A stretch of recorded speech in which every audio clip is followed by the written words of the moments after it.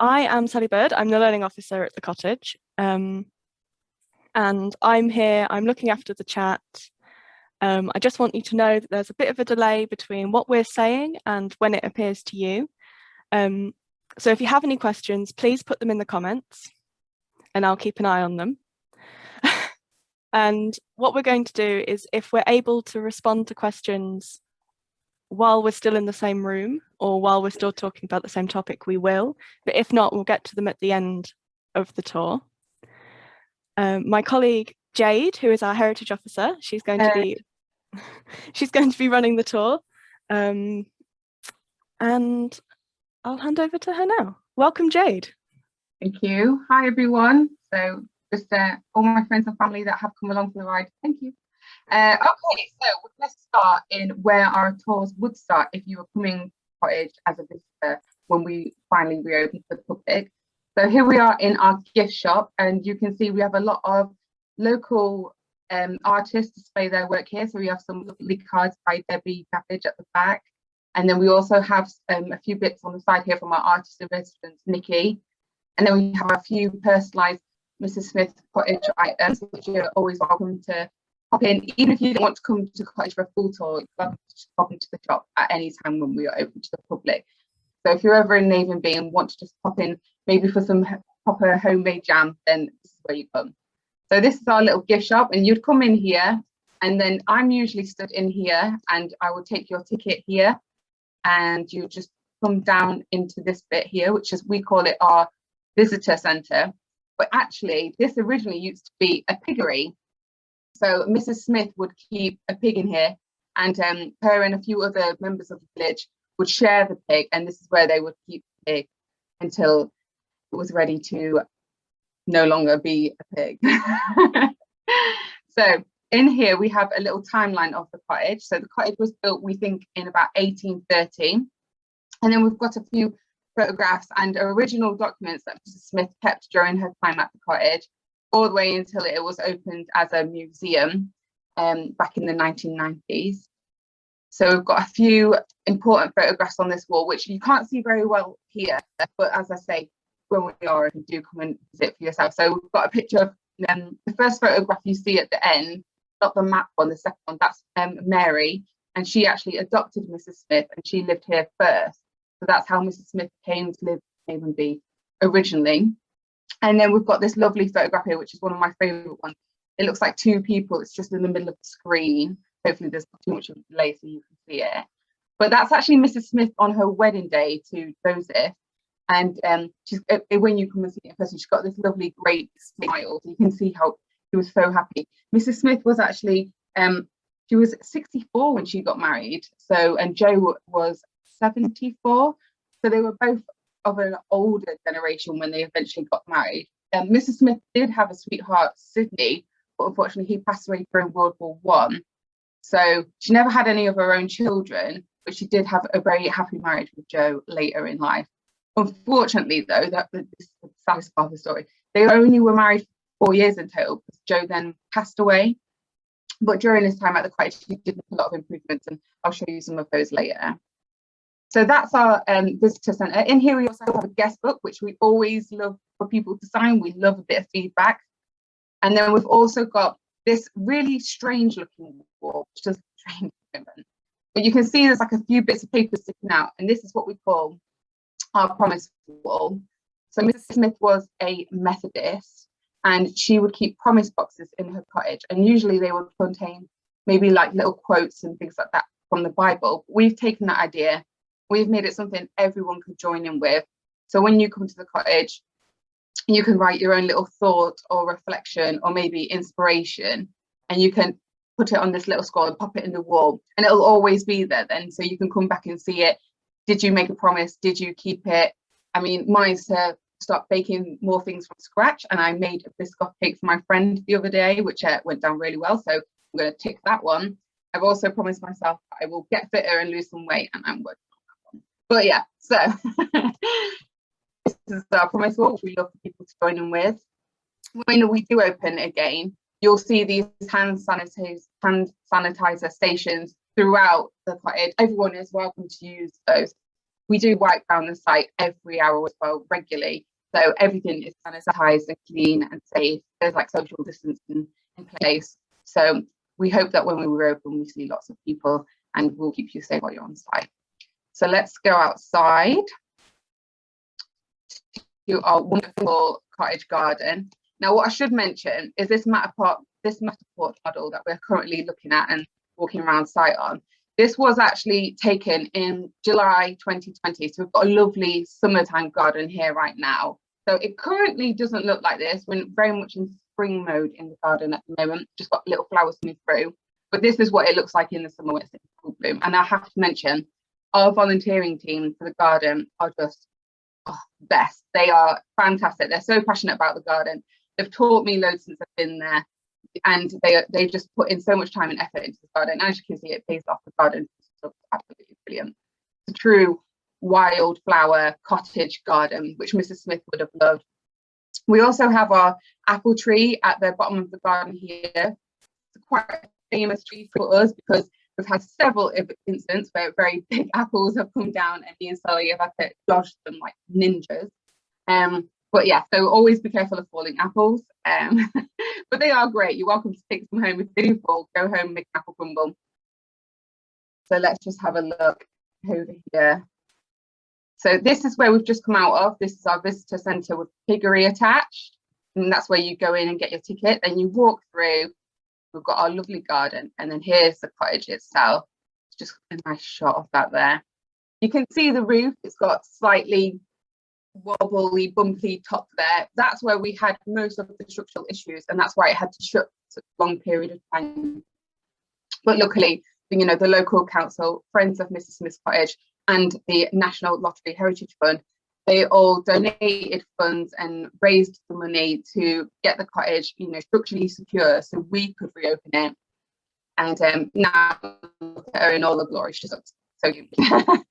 So yeah, you can see there's like a slight change in the bricks in the middle. We've got like 2 doors and things like that. That's because we think the part near the road, that used to be a shop. So it was actually 2 separate buildings to begin with, and later it was joined to make one cottage. And that's how Mrs. Smith would have lived in it, as the one cottage. So that's why we've got like 2 chimneys, 2 doors, things like that. And a lot of our visitors pick up on that themselves, because when you see it in person, you can really see like the change in the brickworks and the colouring. And that's something a lot more people seem to pick up on. So yeah, so we will head over. I mean, I think we're going into the cottage first. It's like I get the nod from Sally, so that means we're going to the cottage first. So just have to step over to the footpath. This is our Matterport model that I'm currently digitally working on here, which is fantastic. So here we go into the kitchen area. Now this is actually my personal favourite room in the house, but also this is the room Mrs. Smith would have used the most of the time. She would have been in here whenever she had visitors, really. You can see the range, that's where she would cook everything. She had no oven, no little devices, no toasty maker, which, you know, I couldn't live without, but she had none of these sort of devices. Everything was on the range. Tea, you know, she wanted some hot water. It was all cooked in the range there, as you can see.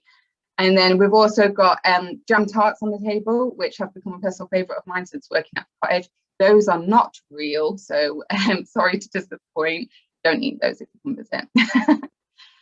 In here as well, you can see a picture of Joe and Mrs. Smith on the table. That's on their wedding day. Joe made a lot of improvements to the cottage whilst he was here, such as in the next room, which we'll see later, he made a fireplace in there.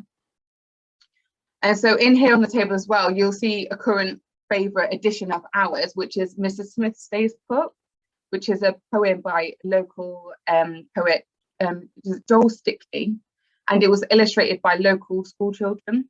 And that's just, it's really sweet. And the images in there are really good and charming. So if you come by, you're welcome to flick through and read that. As I say, most things that people do pick up, you have wiped down, and the book is one of those. So you're welcome to flick through and have a read of that. Also in here, you might notice that the plate, for example, and the cushion, they've got little bits of writings on. And what they are is quotes from the diaries or the oral history project, which Sally is currently working on. And they're things that people have said about Mrs. Smith or to Mrs. Smith, or Mrs. Smith has said herself. And we like, it's like little bits of interpretation that you find when you're in the cottage. So the one on the plate, I think, says something like, "Eat with me, dear." And that's because Mrs. Smith was a feeder. You know, she was always, you know, inviting people in, getting them a cup of tea, getting them something to eat. And so that's one of them there on the plate. And then the one on the cushion, which was by our artist in residence, Nikki, again, fantastic lady. And that one says, "They're all my chairs, dear, but you can hear." And that's because an interview, someone came to interview Mrs. Smith at Cottage. She was a very iconic local lady. Everyone in the community knew about her. So someone came to interview her. And the interviewer came in and looked at all the chairs. I mean, even in the shop of the kitchen, we can see 1, 2, 3, 4, 5 chairs. So he would come in and say, "Oh, which chair is yours? I don't want to sit where you usually sit." And she was like, "Oh, all my chairs here, but you can have this one." So, you know, that just gives you a little bit of insight into Mrs. Smith's really fun, confident personality. And you can also see she's got a little mirror up here. Mrs. Smith was quite a short lady, so all the mirrors are tilted in the cottage at an angle so she can see them. And so yeah, so this is a fantastic room. This is one of my favorite rooms in the house. And you can see we've got some more interpretation in the cottage here, in the netting, in the blind on the window. So you just got to try, they're all over the cottage. It's something really fun to try and do, to try and spot them. Some of them are really obvious, some of them are a bit more subtly hidden. So there's something to look out for whilst you're here. So how are we doing, Sal? And any questions about the kitchen before I move on? No kitchen questions yet. Yeah, I think we're doing really well. We've had some comments about the garden saying that they love the garden. Oh yeah. The quote on the netting is one of my favourites because it's by somebody who knew Mrs. Smith really well, Jim Looker, I believe that's his name, yes. And he used to come and do the garden for Mrs. Smith. And she was very exacting. She knew what she wanted and how she wanted it done, which I think tells you a lot about her personality. But one of my favourite things is that his children are now 2 of our garden volunteers, and his granddaughter works with us at North Kesteven in the Heritage and Tourism team, and she's been in this project from the start, which has been quite exciting. Yeah, it's lovely that we've still got that thing. Oh, we've got a question from Visit Lincoln. What was Mrs. Smith's favourite recipe? I think. Ooh. Well, Mrs. Smith had loads of recipes, but one that we have that we get asked about a lot is her apple chutney. So that was made from the apples on the apple tree in the garden. So you couldn't get much more local stuff, but it's literally grown in the garden. And she would make it here on the range. And actually, that recipe is something that we have. So if you ever wanted a copy, go to our website, send us an email, we can send it to you. And if you want to be really exact on, come to the cottage in apple season and we will give you some apples, because there are so many off that tree. We're always giving them away. So come on down and come make some famous Mrs. Smith apple chutney. Yeah, the chutney that we sell in the cottage shop, if we're selling apple chutney, because it's, you know, apple season, is actually made using the same recipe. So you don't even need to make it yourself. Oh yeah, you can buy it pre-jarred, so that's also handy, unless you're like me and you want to try making more things from scratch. Okay, fab. So let's move on to the next part of our tour. We'll go into the pantry area. It's a nice follow on to the kitchen. So this is a really interesting part of the cottage. It's one of the smallest spaces in the cottage. There's a lot going on in here. So I'll start with what's directly in front of us, which is the little tap, which you can see on the wall opposite us. That is the only tap in the cottage, and I believe that was added in the 1970s. Sally will correct me if I'm wrong, but it was added in the 1970s. And obviously Mrs. Smith lived here from pretty much her birth, which was adopted by Mary. So she was born in 1892. So she lived here for a long time with no running water in the house at all. But actually, before this tap was installed, Mrs. Smith got all her water from a well. She calls it a well in the diary, so I now call it a well, but a well in the garden, which literally little water reserve which was in the garden. So before this tap was installed in the 1970s, that's when Mrs. Smith got all her water from. This is just a single cold water tap. She had no running hot water anywhere, ever. And sometimes we blasé over that a little bit, but if you actually think about having no running water in your house that came out hot, what would we do? Bearing in mind, you know, she's not just going to pop a kettle on.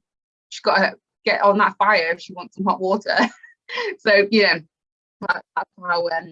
And she actually thought about having this tap put in. She didn't want it. The council made her have the tap and an inside toilet actually. Before that, she was quite happy with the way she was living. But the council condemned the cottage and said she couldn't live there anymore unless she had these like essentials added, so an inside toilet and one water running tap. So eventually she gave in and she let them, you know, add the tap and the toilet. And then the council sent her a letter with a bill for the works they had done. And Mrs. Smith wrote them a letter back and she said, hang on, I didn't want this work doing. You made me have this work doing. You can take it out my estate when I'm dead. And they never chased her for the money again. So she was a real fiery lady, and you weren't paying for it, you weren't paying for it. That's the way it was. So yeah, so that's the story behind our tap here. And then this is the pantry. So you can see right in front of us, the little box on the ground. That's the meat safe. So Mrs. Smith never had a fridge, never had a freezer. This was it. So you can see in there, we've got some milk, got some meat in there, you can see butter, and that is where it's all kept. And just surprisingly enough, it does say amazingly cool in there. I mean, last summer we had some really hot days and I was trying to get some work done. I ended up sitting in here with my laptop because it was so cold. It was like air conditioning. I don't know the science behind it or why it's like that, but it was brilliant. So yeah, this is where she keeps all her pots and pans. We can see bread on the side. Gravette & Co, they sourced all these you know, fake foods and things like that, and they just did the most fantastic job. Forever grateful to them. But yeah, so the pantry is it's a brilliant room to have a look in. Just see if we can get a better view in there. It is a very small space. But yeah, so you can see the meat grinder here. You've got some carrots on there. All her jars and pots up here. Now, majority of items in the cottage are original items, so they belong to Mrs. Smith. She would have used these. You can see a shopping list here. Another little interpretational quote. I told you that they are hidden everywhere. I think there's one on the pan up here. That's very faint, but it is there.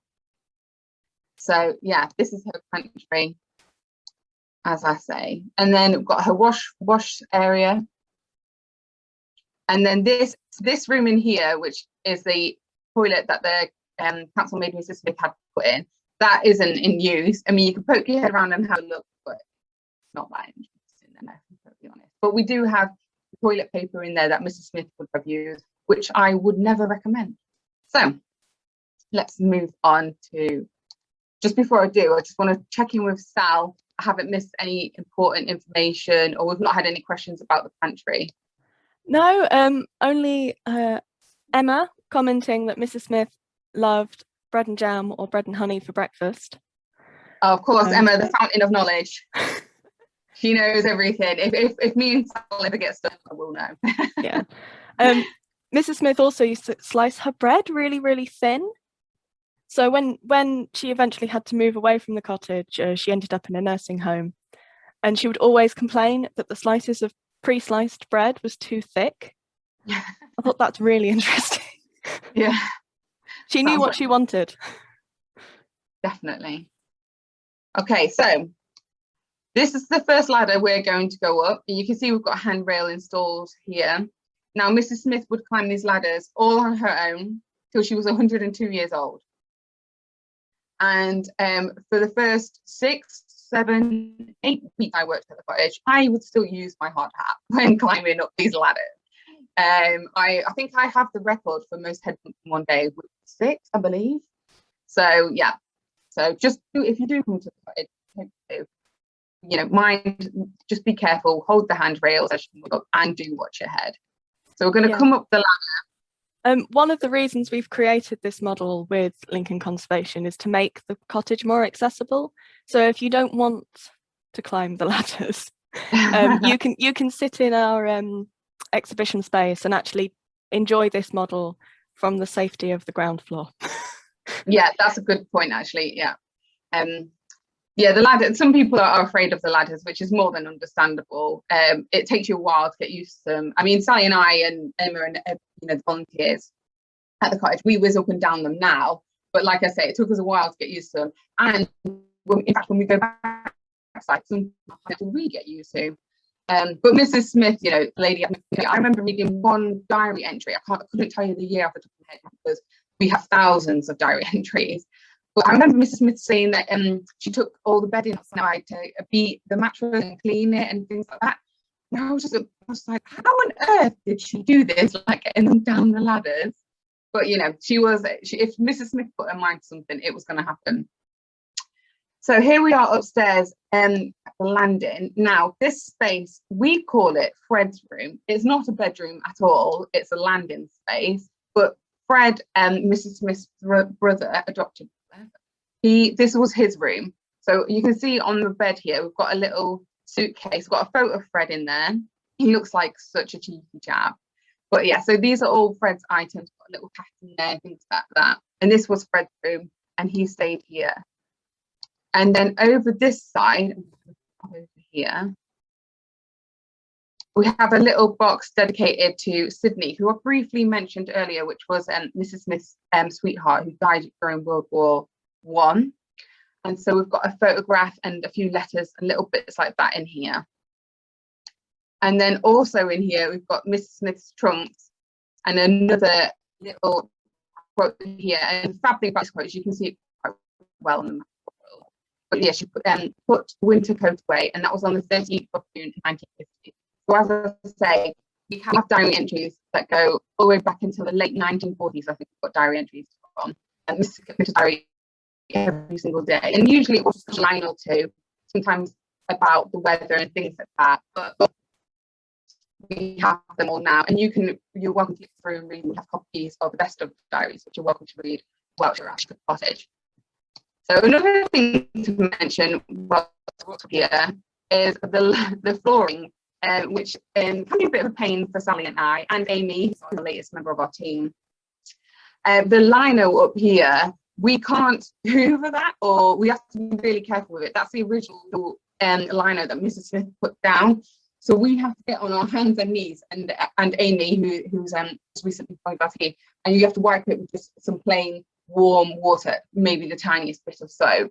So yeah, so when you come to the cottage, don't worry, a lot of love and dedication is going into keeping it clean and tidy for all our visitors, and we do take the best care of it that we can. So that's the landing space, which we call Fred's room. And then we're going to go into what is now the spare room. So you can see it here. Now, originally, this would have been Mary's room. So Mary was Mrs. Smith's adopted mother. And Mrs. Smith took care of Mary in her old age. And then Mary passed away and Mrs. Smith lived here. And it became known as Craven Cottage, which was Mrs. Smith's name before she married Joseph. So sometimes you'll see documents that will say Craven Cottage around when you come and visit us. That's because Mrs. Smith, whose first name was Hilda, her maiden name was Craven. So it was called Craven Cottage for a while before Mrs. Smith got married. But this was Mary's room. So you can see her bed in here, which I think me and Sally made this one up, didn't we? Good fun.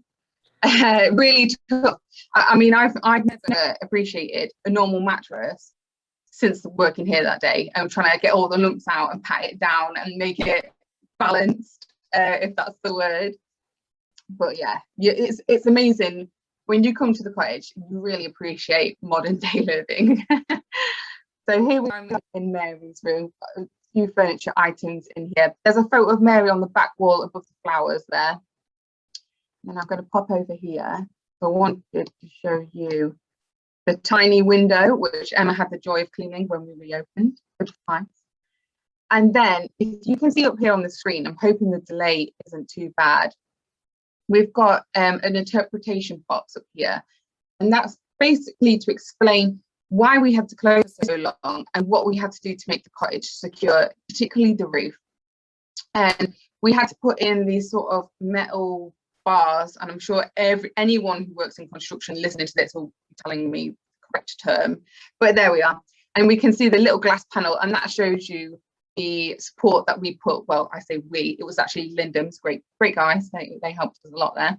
And there was another roofing company, but I can't remember their name right now. But yeah, so that's how we managed to make it secure, so everyone can come and it's nice and safe now. But we've still got all the lovely quirks of the cottage. You can see the sloped roofs here, and the quirky, cute little windows at the back. So yeah, so this is the upstairs space on the left-hand side of the cottage. So I'm going to take us back downstairs, and then we'll go through to the right-hand side of the cottage. But before we do that, I'm just going to check in with Sal, make sure there's no comments or feedback. I'm sure Emma might have corrected me on something or popped up with some comments. No, we're okay, don't worry. Oh, good. Oh, the last thing I wanted to mention about this room is actually one of my favorite objects. Look at the doorstop. It's a shoe. How cute. I don't know if you can see it on the floor. It's a little tiny shoe, and it's a doorstop. It's great. So let's head back out to Fred's room, and you can see out the window here. And then we're just going to go down the stairs. You'll see some modern things that we've added, such as, you know, this little box here. That's for like internet connection and things like that. And you'll see like fire alarm, pool signs and things like that, which don't do, please. But yeah, you'll see modern things that we've had to add to make the cottage safe, but most things are still original and intact. So back into the kitchen room, which is just, I love this room. This is, when I think of the cottage, when I'm here working from home and I think of the cottage, this is the room I think of the most. And just while we're here and we've got this view, I just want to mention the clock over on the back wall, which the team, you know, we did a lot of research to find a lovely gentleman who could come and fix the clock, because it's got a very iconic ticking noise. And if you're at the cottage on the hour, you'll hear it go off. And that clock has to be wound every 8 days, I believe. And Sally has a wonderful job of doing that, because I'm too scared to touch it in case I break it. But yeah, so that's the iconic Mrs. Smith clock, which you'll hear timing away whenever you're on site. So that's just another great view of this room here. And then we'll go through into the best room. So this is Mrs. Smith's living room. And this was a room that, you know, Mrs. Smith would retire to in the evenings. She'd sit and have tea in here with the vicar. This was a no children zone. So we mentioned Emma earlier, who knew Mrs. Smith. Emma's actually in the diaries. Her birth is in there. Her first steps are in there. And then the entry just says Emma's got legs, which is just charming. But yeah, so Emma, who knew Mrs. Smith, never actually saw inside this room until she worked at the cottage, because this was a child-free zone. So this in here we've got the furniture in here, so the sofa and the 2 chairs, they were actually wedding gifts when Mrs. Smith married Joe. And then we've got the fireplace, which you can see in the middle of the room. Joe actually built that when he lived here with Mrs. Smith. And then we've got Scrabble set up in here.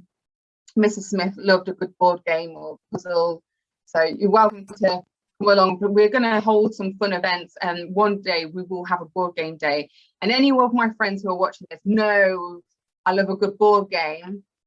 So you're always welcome to come along and join in with us. Obviously, you know, guidelines applying and things like that. But you know, I'm always up for it. Even if you're on site and you want someone to play with you, come grab me. I'll come beat you at Scrabble anytime. It's fine. So we've got in here as well, we've got the radio. Mrs. Smith loved listening to the wireless. What else have we got in here? Oh, on the table, well, a little long tray, actually moves.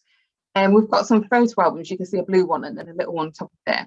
They've got some photos in there. They are always wiped down, so you're welcome to pick them up and have a look through. We've got some photos in there from, I believe, Mrs. Smith's 100th birthday celebrations. They're in there, so you're welcome to have a look through that. And as I said before, you can see the mirror on the back wall there. That's tilted again so Mrs. Smith can look into it. You're welcome to open these couple of doors as well and have a little look in there. Got some spare bits and bobs in there. So this is the large window, so this room's always a lot brighter. And then I'm just turning around here so you can see the bureau. I hope that's the correct word for this piece of furniture. And that's a promise box here. So earlier I was talking about the promise wall in the centre that we encourage you to join in with. This is the inspiration here. You can see a little promise box there. And then also in the bureau, we've got some letters. Now, Mrs. Smith would write letters to, I believe that was to Ruth. So we'd get, you know, some other interpretational quotes and things like that from her letters. She was a great letter writer. I think in one of these letters, actually, she talks about her 100th birthday celebrations and how they tired her out so much that she was ordered to rest by the doctor. But my favourite line in this letter is that the church got her 5 bags of coal for her 100th birthday. And she puts, they know I love a good fire. I was like, that is brilliant. You know, most people want, you know, jewelry, grand, extravagant presents. Personally, I would love a PlayStation 5, but not Mrs. Smith. She wanted something useful. She wanted something, you know, that she could use, and coal was that. So we joke about getting coal for Christmas if we're naughty. Mrs. Smith loved it all year round, but particularly for her birthday, which is just fantastic. I mean, what a woman.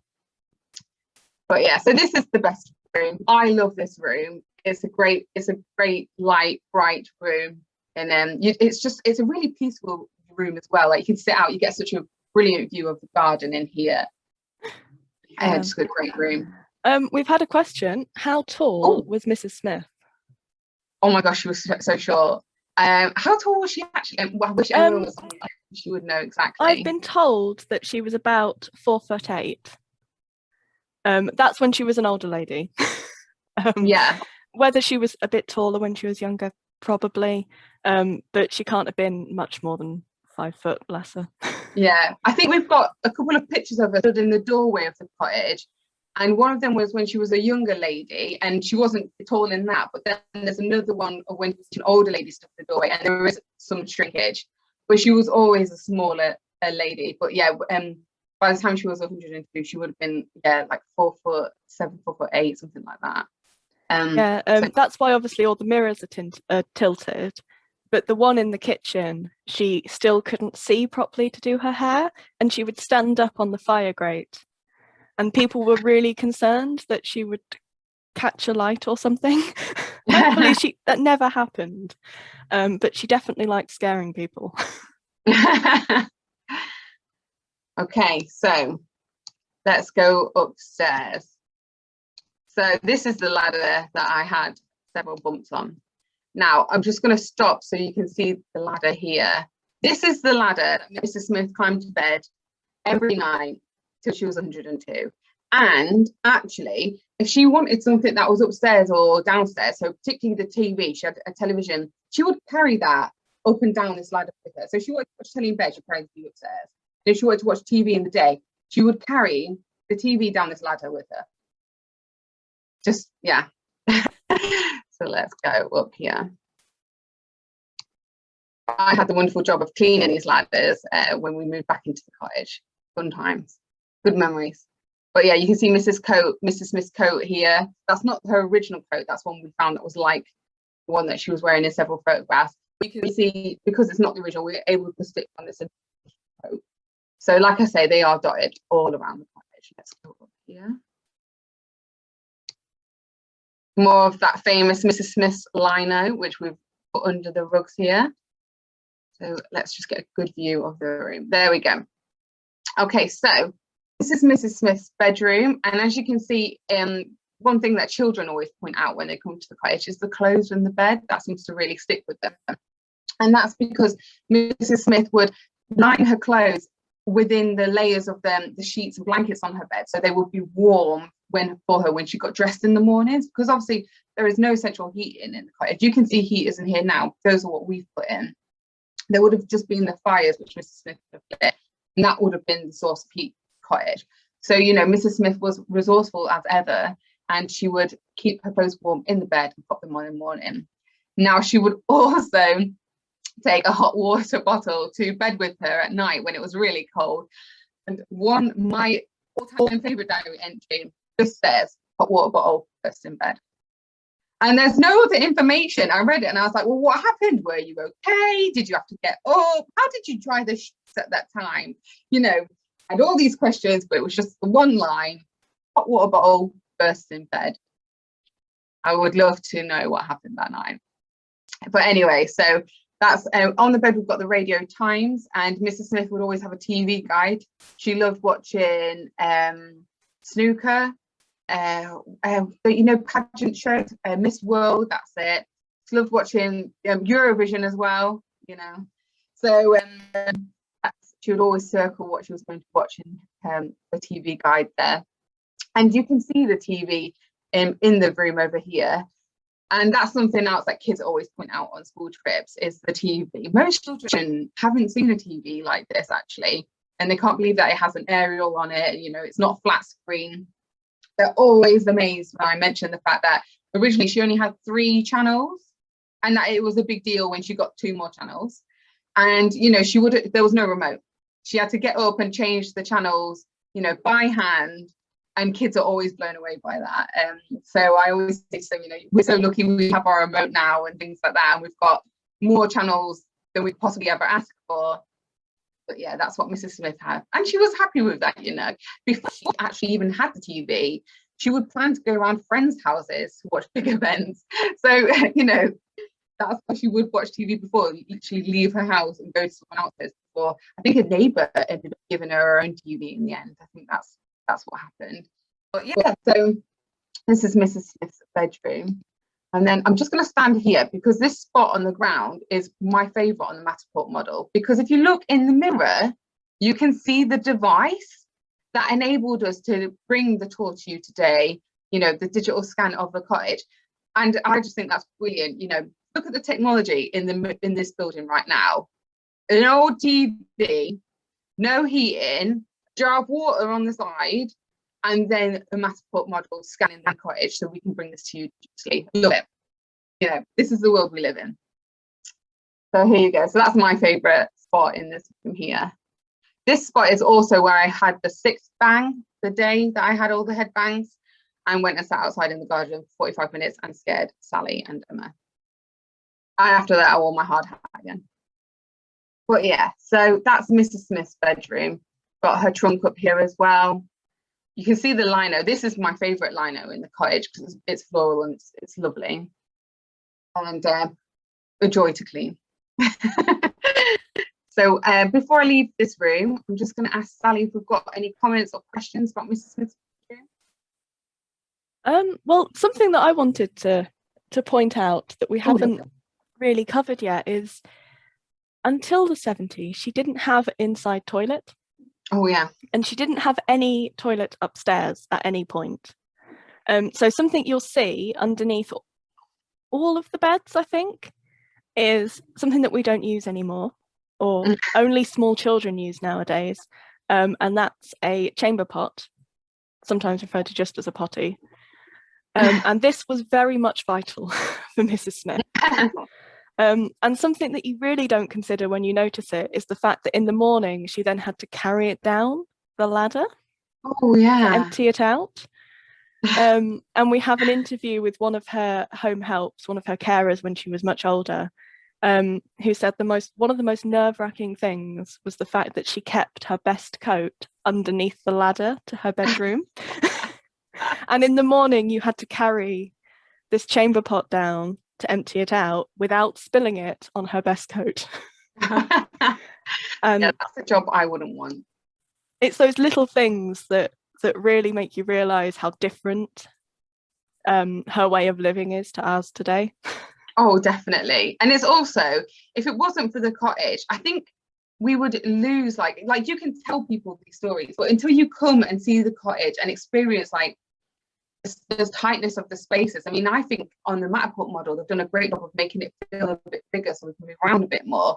But actually, this cottage is really tiny. So, you know, you've really got to come along and get a feel for the cottage to really experience it, because it's all good as reading about it or as telling you, but you've got to come and experience it for yourself to really get a feel for what it was like for sure. But yeah, so I'm going to pop back downstairs now. You can see the steepness of this ladder, this one from this view here. I mean, yeah, I would, if you don't want to go up the ladders when you do visit us, that's absolutely fine. But oh gosh, I mean, Mrs. Smith's 102, you know. This is another view of the room just as we go back out here. And you can see her chairs and the Scrabble box underneath the table there, and the view of the lovely big window here. And then here is the second door, which you can see here. And then I'm just going to mention this spot here. So this there's a little interpretational quote on the door there, and that's about when Mrs. Smith had a fall. So eventually, you know, when she did get older in life, I think it was just after her 102nd birthday, she had a fall and she went to hospital, and it was agreed that Mrs. Smith was too frail to live on her own anymore, and she went to a local care home and passed away a few weeks later. But even in the care home, she still kept a diary. She still kept, you know, writing about how she missed her little cottage. Mrs. Smith actually called it her mansion. That's another, you know, a little bit of a humour coming through there. But you know, she really loved this place, and you can still get a sense of that even now, all these years later, you know, how much she really loved this cottage. And you know, she owned it herself. She actually bought the cottage twice. And the first time she bought it for £75, bargain. And she sold the cottage, and we believe that was to raise funds for building the new Methodist church in the village. And then she rebought it a few years later for £95 from Tom Smith, I believe it was her boss at the time. So it became, you know, Mrs. Smith's cottage once again. But yeah, and you know, a lady, she worked all her life, she lived very much independently, and she owned her own property. You know, that's quite outstanding for that time, you know, a woman as well. So yeah, what a lady. So that's a tour of our little cottage. Now, I also just wanted to mention, while we're out here, you can see an open door here. That is Mrs. Smith's wash house. So you can see all the items in here, the barrels which her washing would go in, the dolly which she would use to clean her clothes. There's all the items in the wash house, you know, the mangle at the back there, which looks a bit scary. We do wash days with kids on school trips, and there's always actual water in the tubs, which is great. Somehow I get lumbered with that one, and Sally's inside with the kids, but but yeah, no, I'm joking. It's a great thing to do. We love having school trips, and that's Sally's specialist area, learning outside.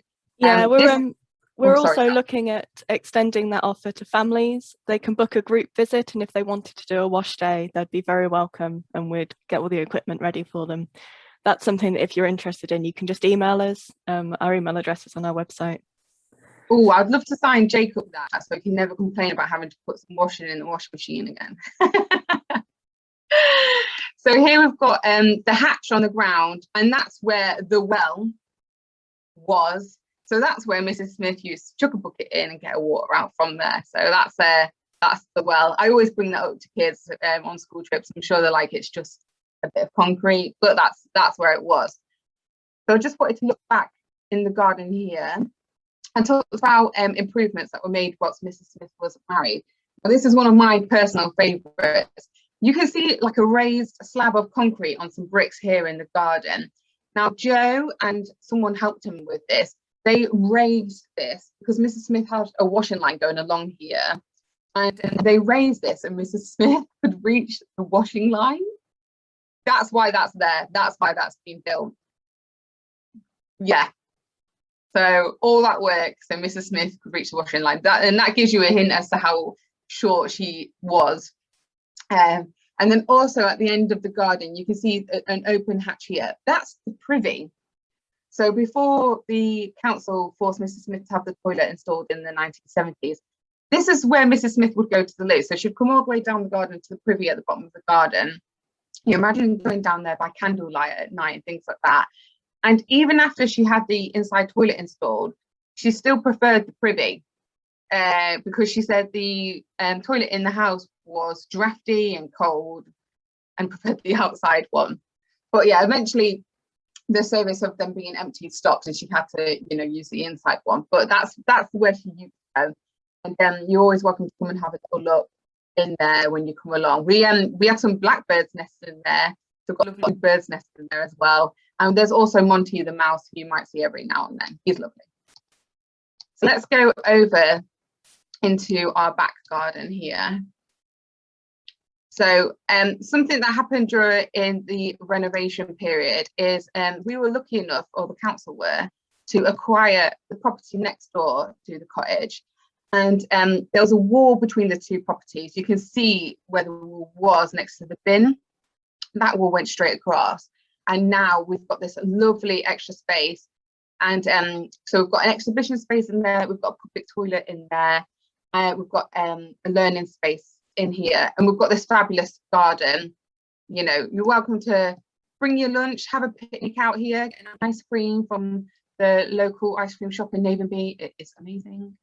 We've got our sensory corner over here. We've got a bumblebee hotel, a lovely lavender.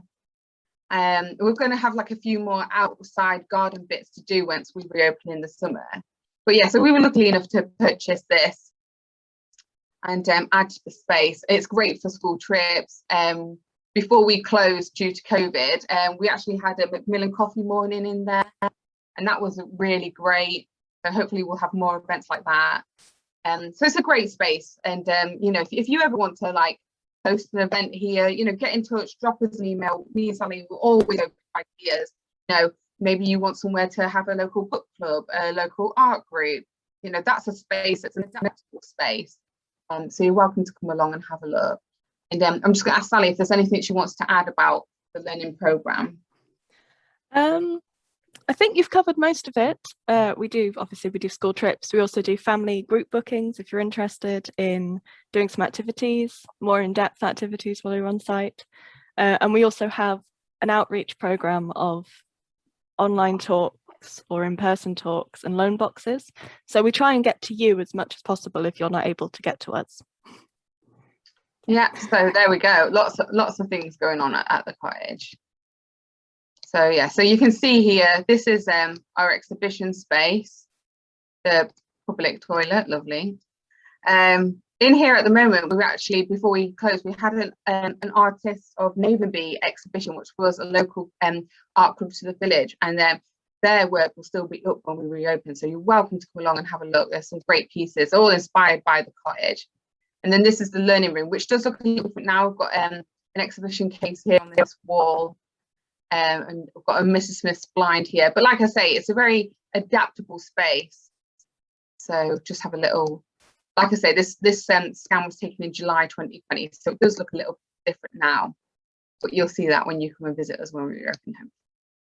So let's just go back over to the garden. You can see in the bucket there's some apples there, so we must have been picking apples that day. So yeah, it's just, oh, I love the garden. It is the best place to be in the summer out here. We get loads of butterflies out here. We get loads of bees. We will try and make the garden as bee friendly as possible. So yeah, so that's the tour of the cottage. If there's any questions, comments, pop up now. I'm just going to mention we are reopening, and we reopen on the 21st of May. We are open every Friday, Saturday, Sunday and Monday, 12 to 4 from the 21st of May. If you want to book, hop onto our website, mrsmiths.com, mrsmithscottage.com, and book your slot. You don't pay when you book online, you pay once you come to the cottage. So it's very reasonable, £3.50 per adult. I think it's £2 for a child.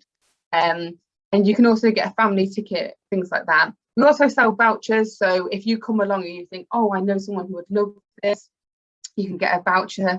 Or if you want to come with a big group, you can book a group visit, like Sally mentioned earlier. So we're always happy to adapt to you. So yeah, do go on the website and have a look at booking on there. Like I say, we're going to have, you know, once restrictions are relaxed a bit more, we're going to have more events. There'll be lots of fun things going on. So do get involved. Thank you so much, Jade. We haven't got any more questions. I think that's been a brilliant tour of the cottage. You've done really well. So yeah, we will be opening May the 21st. I've put a link in the chat to our website where you can book. I thought I'd let people know that we have a volunteer Q&A on the 10th of April, Saturday the 10th of April at 12 noon, just like this one, where you can come and have a chat to us about what it's like to volunteer at the cottage, and what volunteer opportunities we've got available, because, you know, the cottage runs on volunteers. You know, we wouldn't be able to do as many of the things that we do without them. I mean, our lovely garden is a great example. So come along and just, you know, have a chat with us, and you can learn a little bit about what our volunteers do and how they've helped us. Yeah, our volunteers are award-winning volunteers. I'll just mention that. They are NK champions because of all their hard work. I mean, I think they put something like over 500 hours into the cottage. You know, and it's just great. I mean, not all, some volunteers garden, some volunteers help with the cottage collection. My mum's a volunteer and she helps with events. So she was there for the Macmillan coffee morning, which was great because I hate putting cakes in front of people, and my mum was great at that. So there's all different sort of volunteering opportunities, and like I say, they are the heart of the cottage. We couldn't do it without them. Okay. So we'd love to add more people to our team. Yeah. So thank you everyone for coming along. Hope to see you at the cottage in the future. Okay. Bye.